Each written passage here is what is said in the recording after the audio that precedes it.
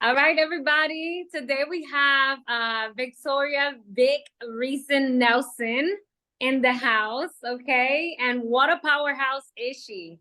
So first of all, let's talk a little bit about your background. You're a Navy sailor, a nuclear engineer.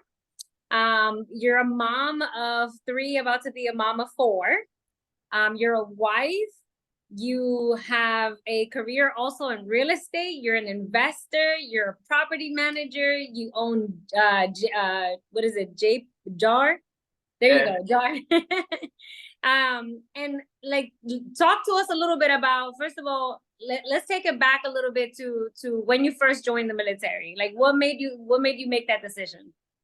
When I first joined the military, so I I wanted to pay for college essentially, and I lived in North Carolina. I was greater than 4.0 GPA, and then within the last 3 months of high school, I moved to Maryland, and then I lost my residency.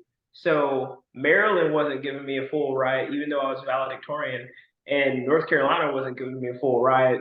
So then I I spent a lot of time writing poems on the train in DC as I was studying information technology at University of Phoenix and racking up student loans. So it was about 9,000. And then one day I just train and I went to the recruiting station and I said, I want to join the Navy. I want to be a nuke.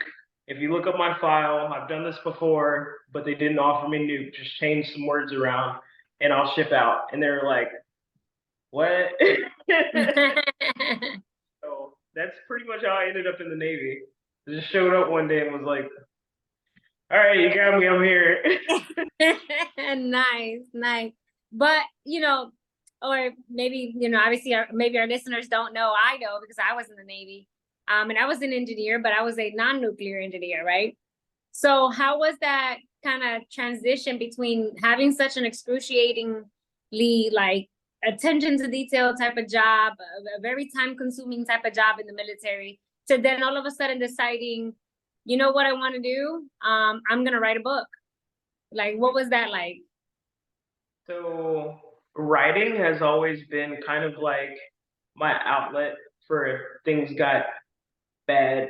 That's because I do have issue with depression and anxiety.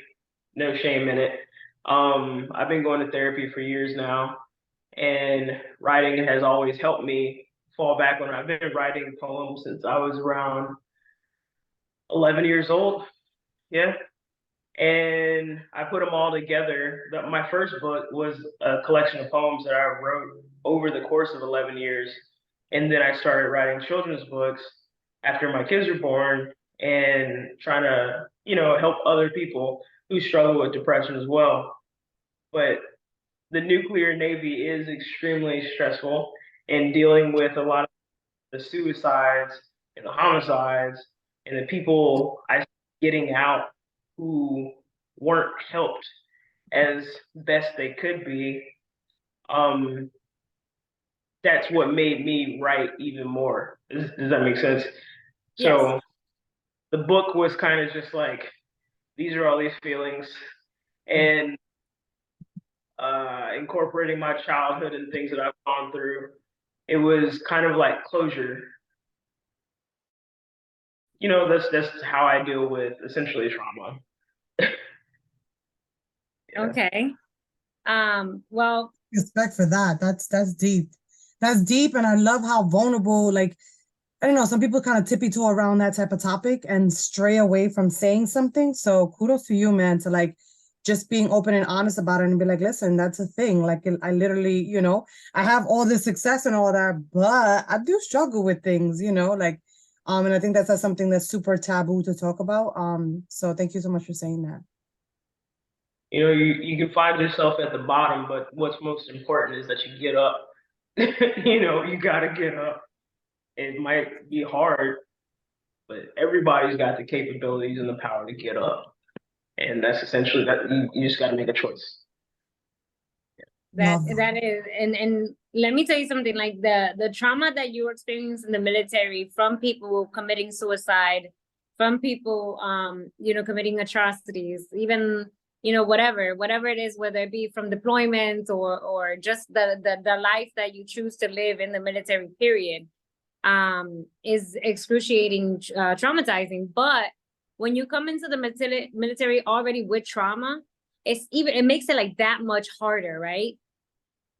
Because it's like you're coming in already stacking weight, and then somebody's piling like another 10 pounds, another 10 pounds, until you get so heavy that some people just can't, you know, they can't get back up, right? And that's pretty much, like, I think in a nutshell what happens to a lot of us in the military, whereas we already come in with trauma. Nobody joins the military because they're happy. You know what I'm saying? Like, I have yet to hear somebody who joined the military and was like, I had a great life and now I'm in the military. Nobody. Like, you know, it just doesn't work that way. So at what was like one of those traumatic events, if you like to share with us, that was kind of like that baggage that you came into the military with? Let's see. I mean, I grew up with 7 stepdads. Yeah, I had a lot of stepdads, and they weren't always that great. A lot of them were not great at all, and they ended in restraining orders. So I didn't want to get stuck on a path. Uh, the most recent stepdad, he was an alcoholic, and I was his drinking buddy, and that's what I did. But I was valedictorian. I know I had so much potential, and I felt like I was wasting it. So that's why I tried to go for the most challenging job that I could find, was being a nuke. But for me, being a nuke wasn't that great because I thrive in things that I'm actually interested in. So like when I learned about real estate and how to do an off-market deal, then I just took off out of nowhere.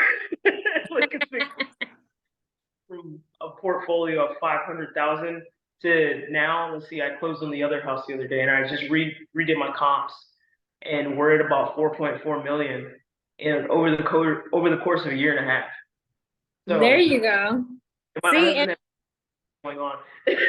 and what a come up, right? Because at the beginning of this conversation, you're like, oh, I was $9,000 in debt and da da da, and all this, like, you know, struggle and stuff like that. And to be able to sit here and now say, not only, you know, have I been successful in different areas of my life, but I have a portfolio.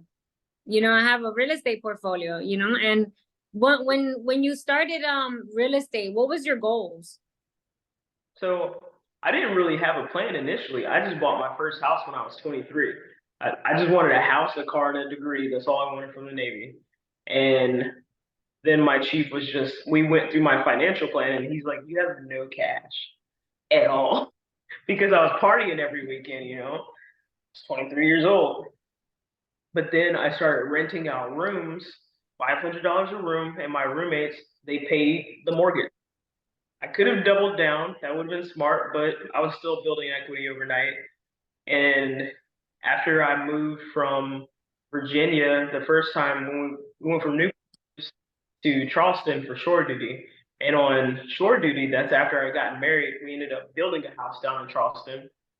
I still didn't understand the market or how much equity I could gain. It was just in my mind, I'll have a house in Virginia and I have a house in Charleston, so that when I get stationed in different places, it's Virginia, it's Charleston, I'll always have a place to live. But when I got back to Virginia, I learned about equity, like 100% about equity, because I learned about a 1031 exchange and the 2 out of 5 rule. I sold my first house for $55,000 more, and that's how much profit that I made, $55,000, right? But then I bought another house within the 90 days for that 1031 exchange, so that money was tax free. And then I learned about the 2 out of 5 rule. If you live in a house as your primary residence for the last at least 2 out of the last 5 years, that money's tax free. So in 2020, I sold that house and I made $99,000. So in 2020 overall, I made $147,000. I didn't do anything. Yes. How crazy is that, right? Right. But I mean, then COVID hit, so then we're just sitting here like we're sitting on this money, we paid off a bunch of debt. What do we do now? And I didn't have my real estate license or anything like that. I wasn't thinking about getting my real estate license at all. I was just working with a realtor like everybody else does and wondering how I could get the next property. I wasn't educated in off-market deals at all. And once I did learn off-market deals, we went from the townhouse in Virginia Beach, our primary residence here, to I bought 5 houses last year through subject to transactions. And then I got, let's see, Keller, Belmar, Atlanta, Decatur, and I closed on the fifth one of this year on August 1st. And I keep telling myself I'm not gonna buy any more houses, and everybody is like, "You're a liar." I know every time I see her Facebook, like at least every, I don't know, like 40 something days, it's like a new house and a new house. So what does your portfolio actually look like? Let's see. I have my house, and then I bought my mom a house down the street so my kids could walk to her house. She's in a gated community where they cut her grass, and she told them to stop cutting her grass. I said, "Mom, I'm paying for this. What do you?" They're still gonna charge me the same.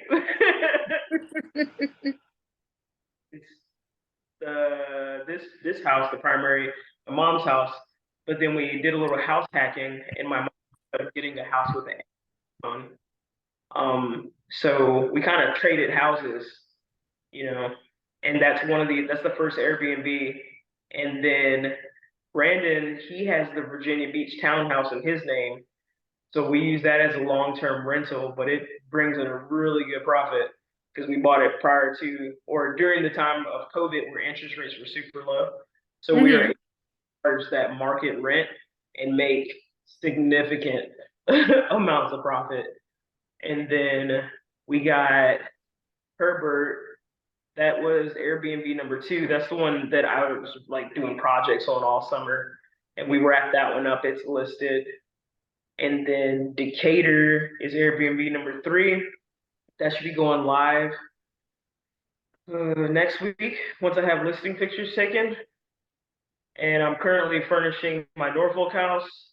That's going to be a midterm rental for traveling nurses. I have 2 long terms, one in Chesapeake and one in Suffolk. And I'll be closing on the one in Williamsburg on August 1st. And then I bought the duplex, which is going to be the next that we do renovations on, the one that had the tree fall in it. Right. I take the proceeds from this property, the Hampton house. I forgot that one. I'm flipping a house right now in Hampton. And once we sell that one, I bought it at 54,000. I ran the comps. Right now it's at like 245, 250-ish. But I'm gonna about $100,000 once I sell that. And I'm gonna turn around and put it into the duplex to make that one worthwhile. And I'm gonna keep the duplex though. So Girl, you are just, I'm look at these all this red stuff. I'm writing down like, what's that? What's this? I hope that everybody listening today is going to take notes and like, okay, so you said a whole lot of stuff, a lot of magic came out of your mouth. Oh my God. But it's all good things. Is it 2 things, 2 questions? Do you have a course with all this information that you can like help other people? Because this is stuff that is up my alley. And I would definitely love to get into things like this and learn more. But I know other people that were in the same situation as you, or maybe in another type of situation, but are like, I want to lean in, but I don't know how. What would you tell them? So I have a Facebook group where people keep asking me, like, how do you do this and how do you do that? Because a lot of realtors don't know how to do a subject to transaction. They have no idea even what it is.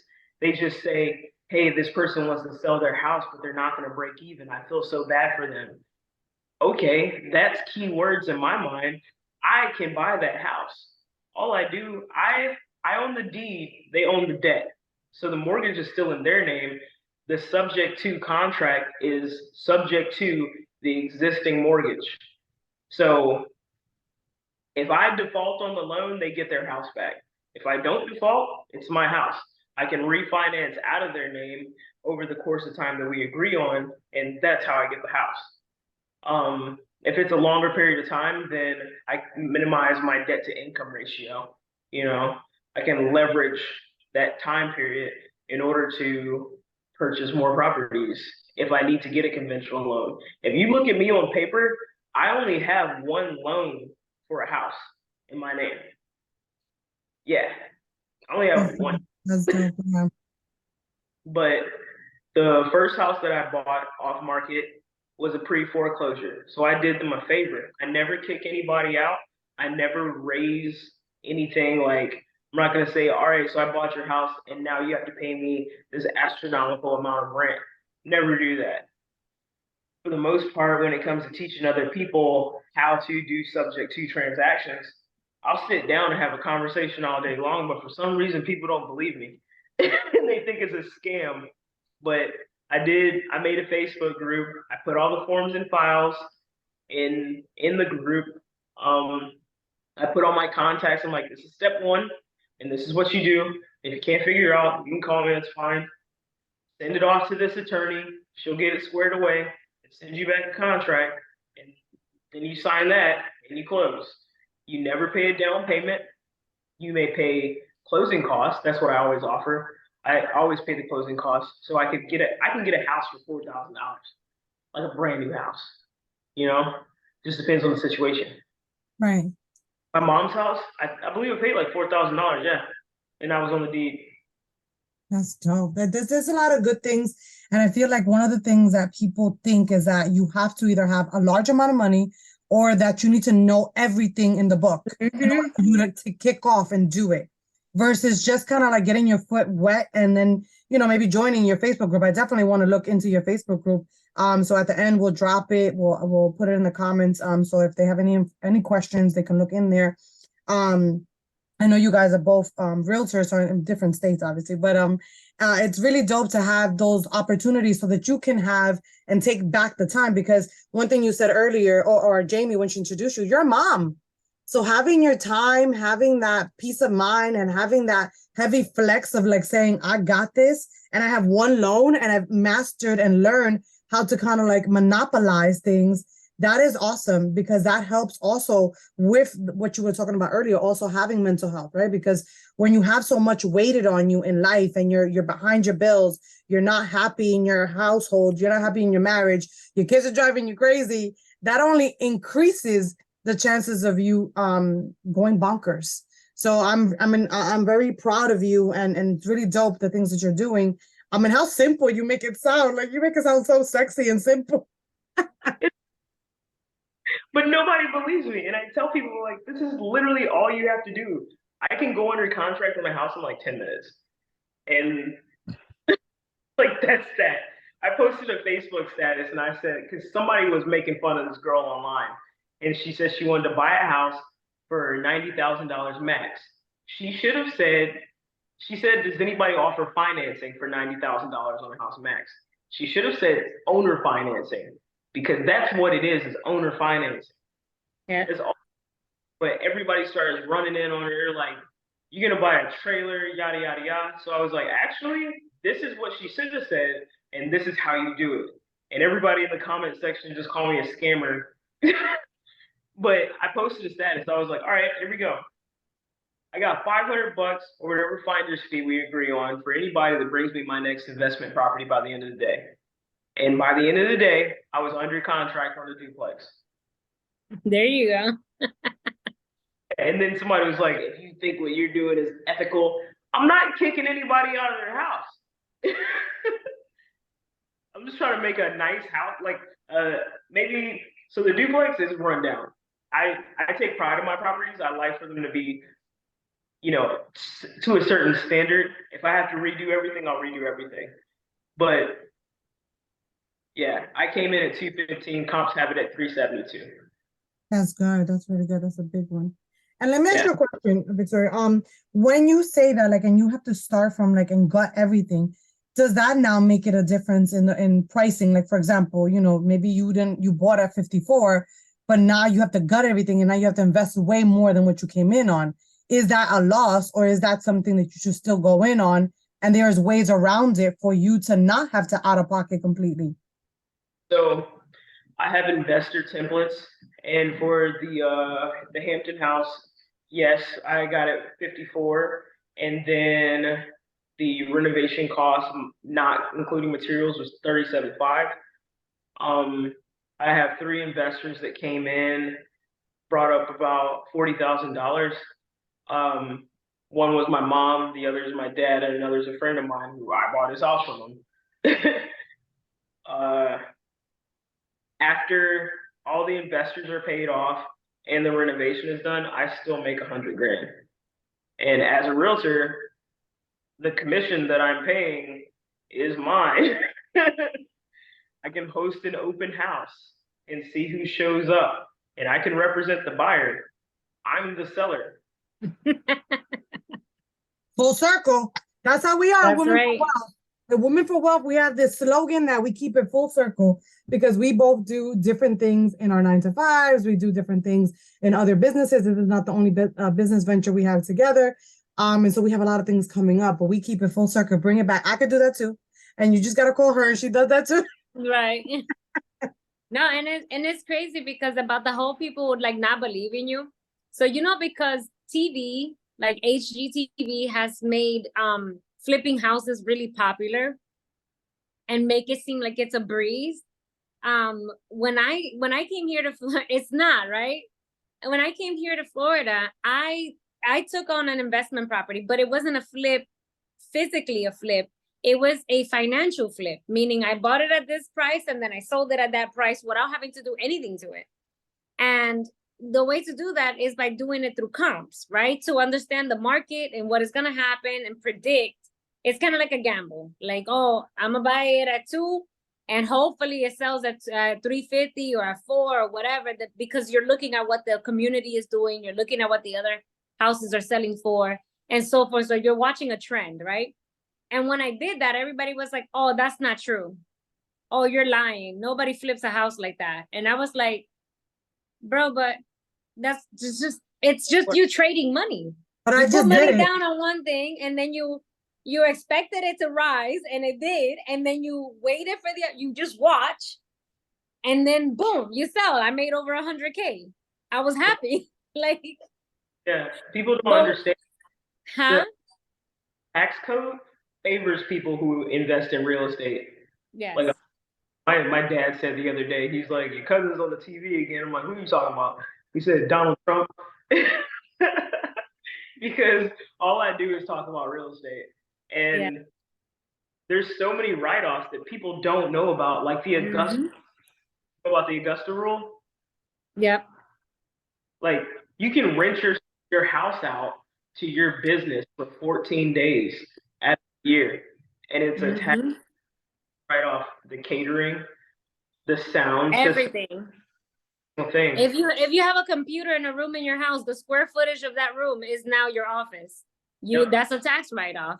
It's crazy because so in what year are we in? 2023? Okay, so in 2022, I think I think I grossed, it was like a little bit over 200. It might have been like 205 or 210,000 that year, right?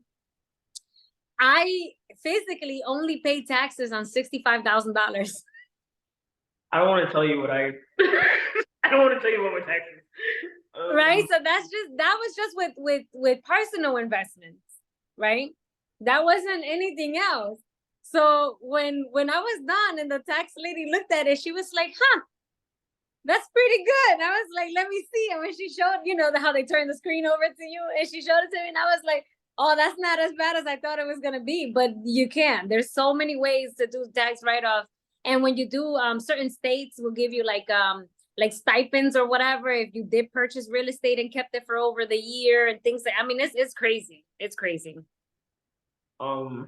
There's also IRS tax code 1079, where if you have a vehicle that weighs over 6,000 pounds, you can write off the full purchase price of the vehicle within the first year, as long as you use it for business purposes. Now, showing houses, a lot of times I have to take all my kids. So I traded my minivan. I sold that for 27,000. No, I sold it for 25. I bought it for 27, so it was a good deal. And then I bought my Suburban. It was like 38 grand, and we wrote off that purchase price. We're talking about taxes, so I might as well go into it. But Right. between the Navy paychecks, because Brandon was still in the military, my husband, he was still in the Navy last year.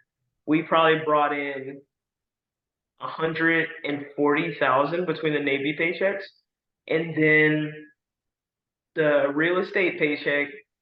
In my first year of real estate, I made 155,000. I took all that money and put it back into investment properties. So my accountant, when he did my taxes, he was like, "Yeah, you'll get a check back." And I said, "Okay, how much am I getting back? And how much do I owe anything or like?" Oh yeah, Right.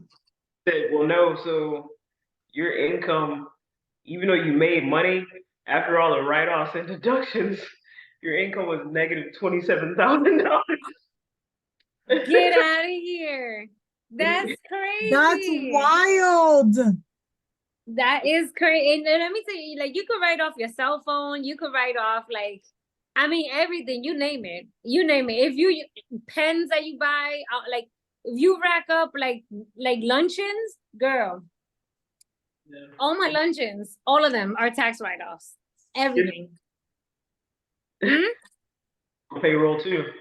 Oh yeah. And business attire, by the way, when you go shopping, that's a write-off. This is Yes. I just make This the is a clothes. one-on-one on how to do your IRS properly. Your taxes Yeah, because properly. but let me tell you something. I don't know about you, Victoria, but I didn't know any of this until I got into real estate. That's Well, how I learned. yeah, I was in grad school. Let's see, I started 2021 and I finished in June. But I was just learning things left and right and applying them to the business that I had just started. And at first, I didn't think that I had anything. I thought that I was just starting small. But after I'm learning about how to do these pro forma statements and just forecasting my business, I'm looking at the numbers and I'm like, wait, I have a really successful company. It's like it's multi-million dollars. Look, we did this like 6 months ago, dog. We just started. Huh. And it gave me the confidence to get in those rooms with people who made more money than I did and start those conversations about syndications and novations and expand on what I already know about off market deals. It's always listen to people who make more money than you do, and you're going to learn something. Absolutely. Yeah. Absolutely. That's a And nugget, right? that's why this platform is created. This is why, to have these conversations with women who are empowered, who have been going through this, who do make more money than you or I or whatever, because you're gonna learn something from them, whether it be a habit, it be something new in business, or some kind of new adventure, or how to support each other. You know, and again, like our guest yesterday, spoke about starting with a little bit of money. You just said the same thing. You said you had no cash, but you started off by saying, "Hey, live in my house and pay me $500 a month." Successful Like, people, successful people leave clues. They leave yeah, clues. You're just not listening hard enough. Yeah, I used that's to a live fact. before the Navy. I slept in my car, Yeah. and now I'm a net worth millionaire. Yes. There we go. It's funny because I was debating on it. I told the Anna, I was like, I want to say she's a millionaire, but I feel like she's either on the works of billions or something like that. So there you go. I mean, So how awesome is that though? it's happening really fast because last time I checked my houses and the values, we just hit a million like a month ago, and I checked it last week. You know, with the closing that happened recently, and we're almost at two. Like it's happening really fast, Mhm. and the first year in real estate, I closed 5.5 million in transactions for the entire year. We're about to end the second quarter, and I've closed 5.5 million in transactions in 6 months. I don't Yes. know what's going on. I don't know what it is. It's you. You got the juice. You got the juice. Yes. Yes. If you go on her Facebook page, though, you would die laughing because nothing that she put, this is why they think you're a scammer, because nothing that she puts out there is serious. It's all comedy. It's all like, and then she'll hit it with, oh, and by the way, I just closed on my 5th house, or I just did this, or I just did that, right? Then she puts these skits of her kids doing crazy things, like mocking her on the phone or whatever. Like, He said on his own. That Rec is gonna be my successor. That's all I know. Yeah, I post nonsense and get deals from it. I'll be like, if your house is ugly and your realtor is ugly, call me. Like, how- it's crazy. So I have a question because you guys said it earlier. What is JAR? JAR.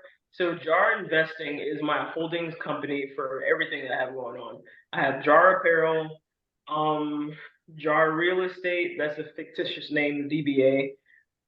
Then we have JAR Transportation, and I started a daycare with my mom, but we kind of broke that off so she can have her own separate thing, and then I can make it a tax write-off for her entire house.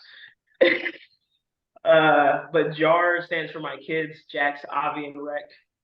Oh, So everybody's like, "Are you gonna change the name when the next baby's born?" No, no, that'd be stupid. It sounds dumb. We'll write them in. We'll put it in a trust. My next step is to put everything into a trust so that the kids can be the beneficiaries of the trust, and if anything, they get everything tax free, capital gains. Yeah, that's actually on my to-do list to put my stuff in a trust for my kid. Yeah, and for those of you listening, if you put it in a trust, then you give it to your whoever is gonna get it, tax free, essentially, Yep. and without the burden of debt, if you will. Love that. That is real sexy. All right. So what do we got? What's our last question before we hit the W4? Because I feel like I have enough to walk away and you have ignited my whole soul and my juju so that I can start working and be like, okay, so I need to learn about equity. I need to get my life together and get an Airbnb like tomorrow. Oh yeah, I made $45,000 from 2 Airbnbs this year, and one of them started in April. And okay, so the first one was in January, and then the next one was in April, and then the next one's gonna be July. But yeah, so far I made 45 grand, and I don't even do anything. I don't play. I don't do anything. I show up if something. Oh, I love that. Okay, okay. All right. So my last question to you is, what is it that like you feel like is the number one thing like that makes the shift for you to really start if you want to start in real estate? Do you have to be a realtor? Can you start without being a realtor? What is my very first step? I don't know what to do. Your very first step, if you want to get into real estate, it helps to be a realtor because I can run my own comps. I have access to a lot of resources that wholesalers don't have access to. They probably have to pair up with the realtor to get access to those details that I can just see on my own. So it helps to have a real estate license, but you don't have to have it. If you want to do an off-market deal subject to transaction, you don't need a real estate license. You don't need a realtor at all. You can write the realtor out of the deal completely. And it's good because you're saving the seller money. They're not paying commissions at all. You know, they get to break even. They get to walk away in the black, essentially. If they're gonna make some kind of equity, if they were to sell their house with the realtor, then I try to do right by everybody. If they're gonna make equity, I'll pay that equity. If they're not gonna make anything, if they're gonna be in the negative after they sell their house, I'll make sure they start at zero on the next property. But You do not need your real estate license to get started in off-market deals. And I know somebody out there is going to hate me for saying that. You don't need a realtor to do these type of deals, but it does Right. help background of that education. Good. Okay. Very good. All right. You guys heard it. So we're thankful so much for you to come on the podcast today and kind of just like speak life into all of these numbers, these things. I'm a very like visual person. So you're saying it, I'm envisioning, I'm writing. So I hope that everyone takes the same action, because that's one of the things that we like to do here on Women for Wealth, is really take that, that humble beginning, where you started, how did it happen, and how you can make it happen with small amounts, be it in your own investment for your personal gain in your mental health or in your personal development, or also just finances. So that's really dope. I'm glad that you shared all that.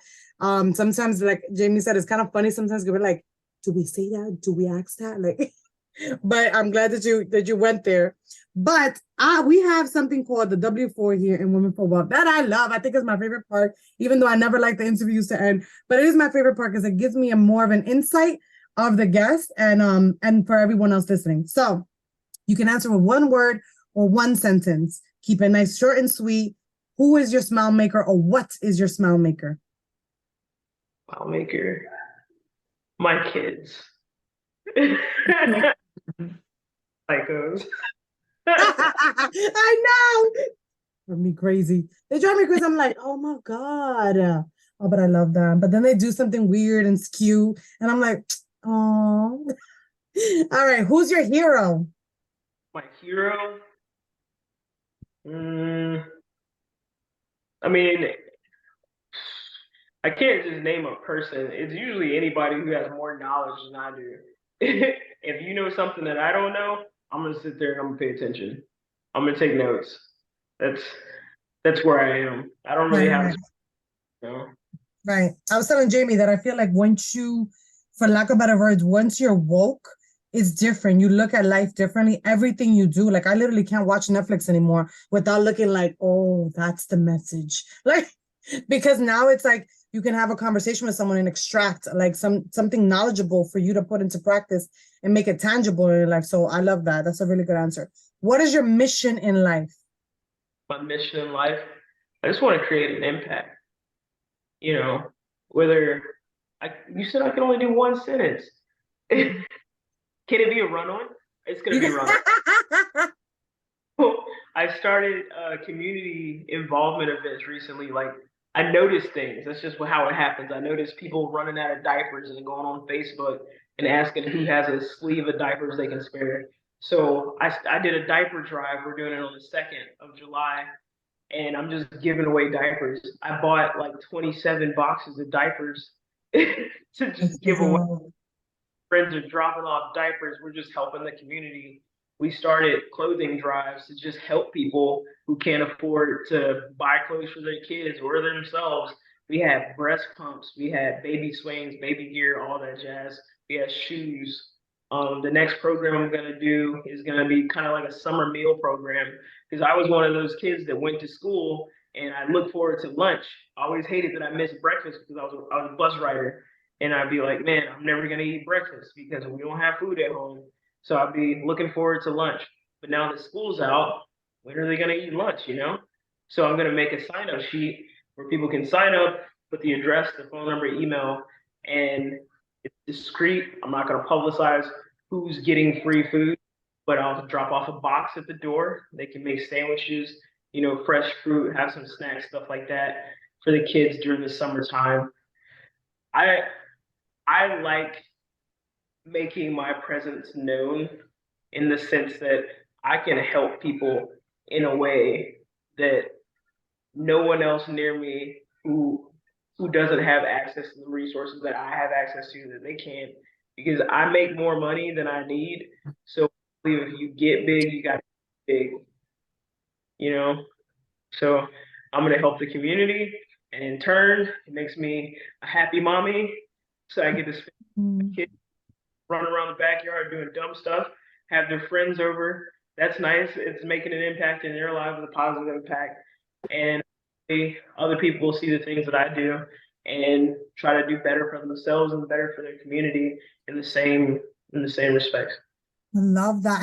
And now obviously it's a no-brainer why the abundance is going crazy. While you're skyrocketing, like in the next year, you're gonna be like 5.3, whatever, I don't know, millions, $2.7 billion. Victoria, hello, because your abundance is super high. You're giving from your heart and your soul, and that's so beautiful. I love that. I really cherish that. And last but not least, if you had to make a law, what would it be and why? That everyone had to follow. that everyone had to follow. I would get rid of the word can't. Because it irritates me to no end when someone's like, I can't do this, and I just can't do that. All of my sailors, when I was teaching down in Charleston, I would do their NDOC. And I would say, why would you tell yourself you can't do something if you've never done it before? Who are you to even judge if you can't do something? That's stupid. I'm actually doing it right now at the duplex, and she's worried that she can't buy her own property. And I keep telling her, I'm like, hey, you can, and this person is telling you that you can. You do qualify. You can do better. Just believe in yourself. But everybody starts with that whole I can't do something, and just abolish abolish that altogether. That negative mindset. Just don't start there. It's so annoying there because then I'm just like, I don't want to talk to you anymore. Yeah, it's unattractive. It's not, I don't really want to be in your circle if you're gonna be like negative, stinking thinking.